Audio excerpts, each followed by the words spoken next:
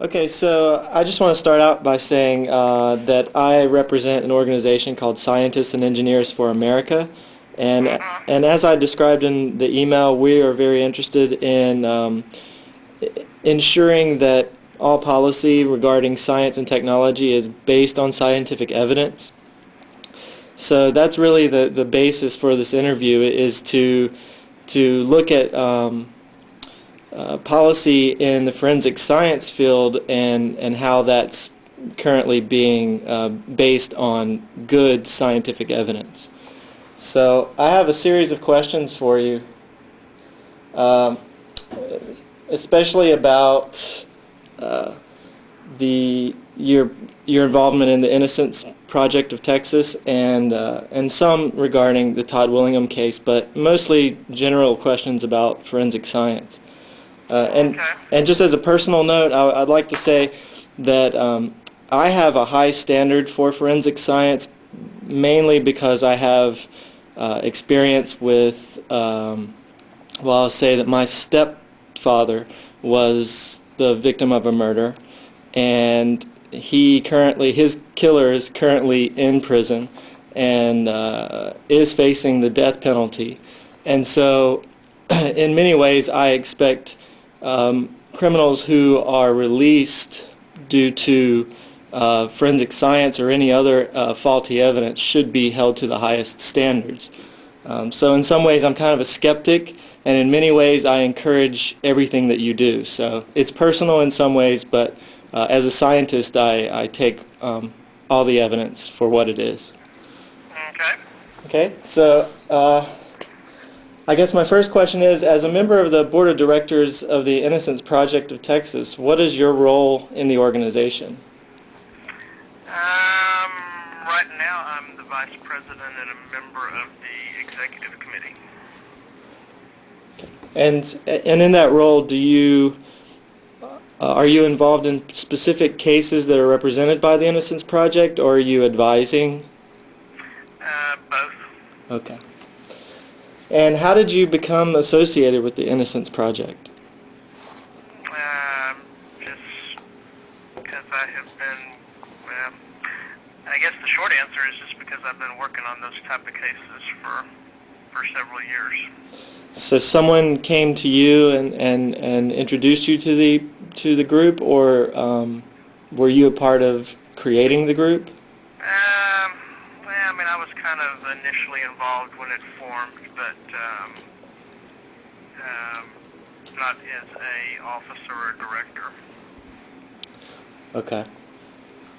So I'd like to get, I guess, to the science part of the interview and basically ask you, do you currently, or can you discuss any past cases that where scientific analysis of evidence was influential in the outcome of the case? Uh, yeah. Well, I mean, yes, and I guess the answer is yes from a broad definition of science. I mean, I've seen a couple of cases where what's purported to be science has been the determining outcome in a case. I don't necessarily know that I agree that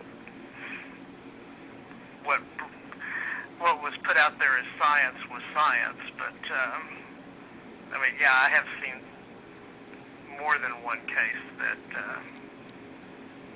science has been the determining factor. Can you give me an example? Can you go into specifics at all about that? Uh, well, I mean, obviously the arson cases are cases like that. You know, Willingham's one.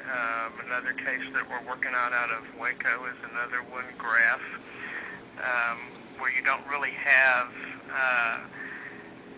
any evidence. I mean, no really hard evidence that a fire was actually arson or was actually intentionally set, other than what the so-called experts are saying. Right. So I mean, you you don't have. I mean, in most of those cases, you don't have confessions. You don't have. Well, I mean, you have confessions in a lot of them, but I mean, the ones that are contested, you don't have confessions. and you don't have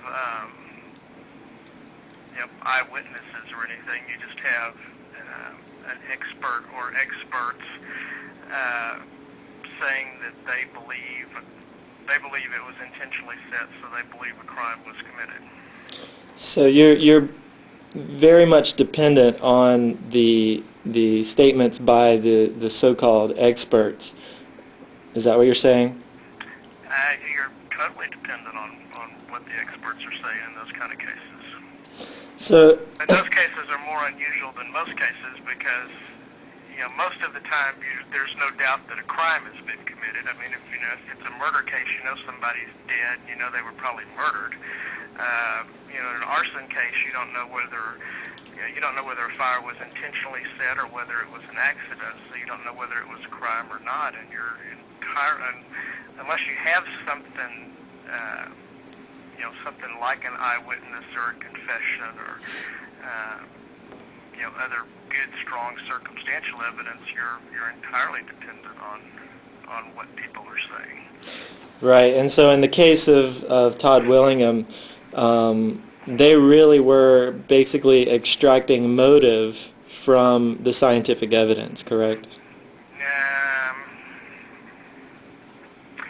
Well, I mean, you start off, and that's the other problem with a lot of those cases is that initial opinions drive everything after that.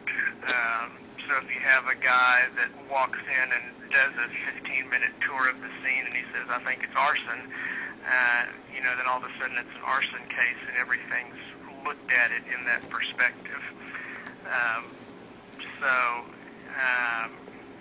Yeah, I mean, I guess you're kind of working, you're working backwards almost to a point. You're saying it's arson, it's a crime, so now let's figure out why he did it and how he did it. Right. Well, that's interesting. I hadn't thought about it in that particular way, that the definition of arson implies that he started the fire. From there on, it was up to the defense team to dispute every other aspect of the case.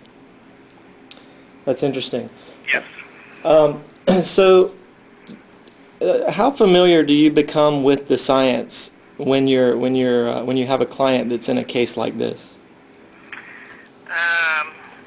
Well, I mean, I think that's kind of been a failing in legal education. I don't think we've been as familiar with science as we should be. I think that's changing, and people are becoming more aware of how important science is.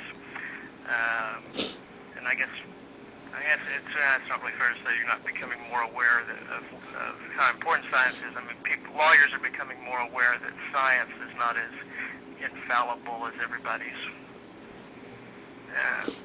kind of laid it out there to be. So lawyers now are, I think, kind of learning the science. I don't know that, in the past, I don't know that we did as much of that as just relying on experts that we hired. Right. But I imagine that with your experience, you probably are able to look at a case and in some ways determine whether or not, or maybe not, but my assumption would be that you would say perhaps this is challengeable or unreliable evidence, and in that case, would it change the way you pursue the defense? Yeah. Yeah, I mean, I don't think there's much doubt about that. So you do make some judgments prior to how you plan to defend the case, and I imagine that also leads you in the direction of the experts that you want to bring into the case.